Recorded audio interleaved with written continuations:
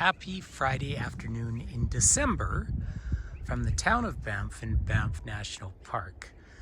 Now you'll see on this YouTube channel I have all sorts of videos from here, but we've had so much snow the last few days and some peculiar weather. I just felt that I need to share the day as it's clearing up.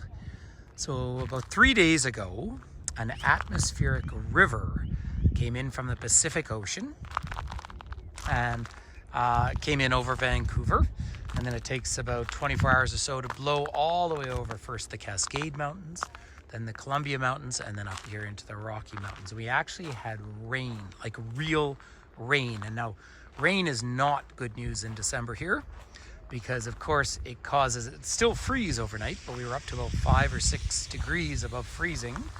And it just made everything slick and slippery, but then it started to snow.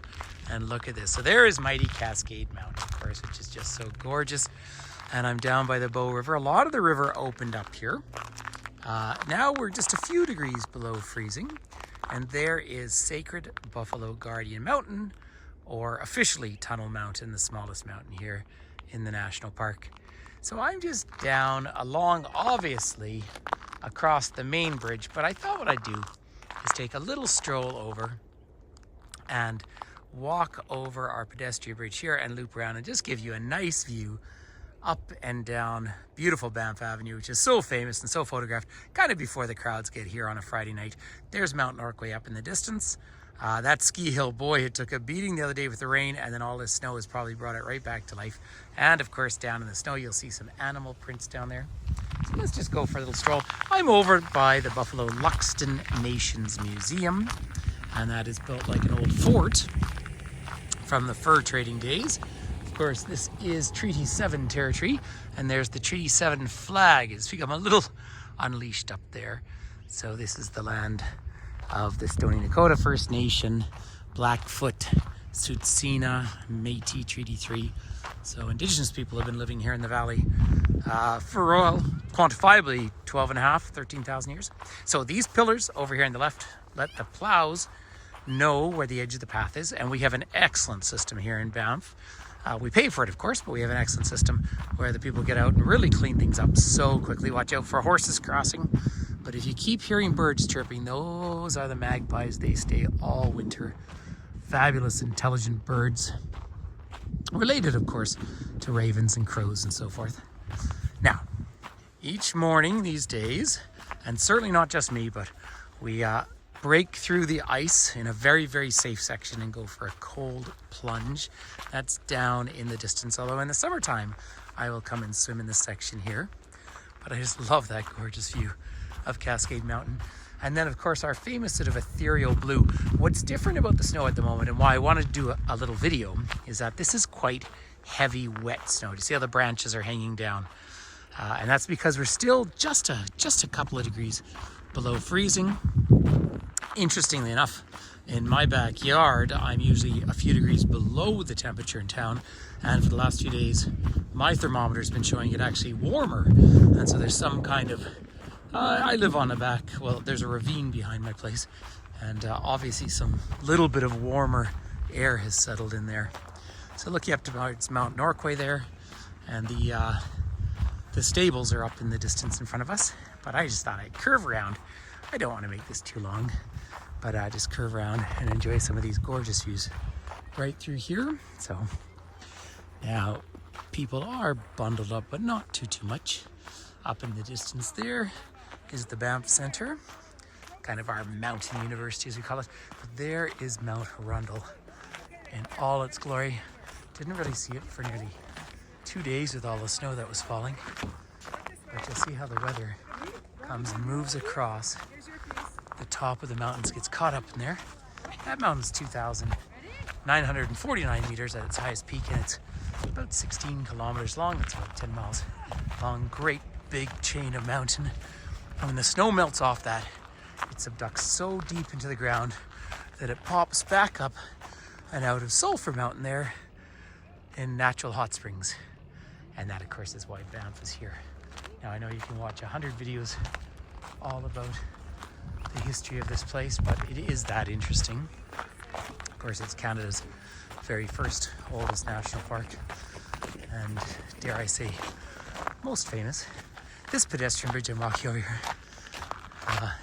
that's fun. Gentleman is filming his cat. But this bridge was only opened last year, and it's wide enough that in an emergency they could actually bring cars over it. Now, what would an emergency look like here? Realistically, it'd be forest fire. Now, the town of Banff itself, I'm in it. I'm within the town site here. Of course, it'll be interesting to see what the final count is, but we've had millions of visitors this year, post-pandemic, more visitors than even pre-pandemic, and already it was very busy. But you know, you see a lot of videos around that say, oh, Banff is overrun. I disagree. I think you have to pick your times, of course. We'll suddenly become very busy this weekend, very typical as we move towards the holiday season. Incidentally, Hanukkah started yesterday, and then I move into the Christmas period. Right? People start to take vacations. Well, that's a fun thing to do. And Banff is only about an hour and a half from the city of Calgary, which is 1.5 million people. But, you know, Banff is famous worldwide. It's funny, whenever you see these garbage bins around, you'll see they are bear proof. It's because a bear cannot slide its paw into those. So that's quite significant. In fact, when you think about it, you might want to take a long pause. So, nice little park here. But what I want to do, just in this little bit of time, is wander up onto Banff Avenue, because the views are famous. And if you see an image of Canada just about anywhere around the world, you'll see, of course, Niagara Falls, you might see the Parliament buildings, you might see Canada Place in Vancouver, but almost invariably you will see the image along Banff Avenue. There's the Banff Park Museum. There's several museums in town, of course. And Parks Canada started as the Dominion Park Service, the oldest park service in the world. And, you know, bureaucratic, but it works, and there are lots of rules. But, and we do ask when you come here, please respect speed limits. Everywhere in town is 30 kilometers an hour. That's about 20 miles. And people say, oh, it seems so slow. Well, yeah, there's no need to rush. Town's not big. In fact, 4.08 square kilometers, but the park is massive. And that's back to my earlier point, that even on the busiest days, I can avoid Banff Avenue, the main street, and I can disappear into the park and really still not see another person if I don't want to. But also, the fun part is there's so many good services here and fun restaurants, so you get a bit of both. We're both a resort, an educational center, and of course a national park. Now there's some traffic just coming down, but there is almost the classic view. So there's one of the local buses here. In fact, I know the gentleman who's driving that one. Let's just come out the middle. So there is one of the most iconic photographs anywhere in this part of the world. And I look like every visitor taking that picture. Let me just curve around once the cars go by and show you the other way. But mighty Cascade Mountain, just shy of 3,000 meters. And that's a car coming down, people holding a camera out front. And the Clock Tower Mall up on the right hand side with the Canada flag. Very Swiss looking, and of course the Swiss were brought out here by Canadian Pacific to open the mountains. Just lovely. And then I might do another video of the lights. I do a lot of live videos as well, but I just thought it'd be nice to have one here on YouTube for posterity. Certainly appreciate you liking and following the channel. There is the park administration building out there in the distance, one of those make-work projects in the 1930s. It's iconic, and around it is a story that's been out for a few years where they put out lights and you have sort of a spirit of Christmas, but represented through some of the animals of the region.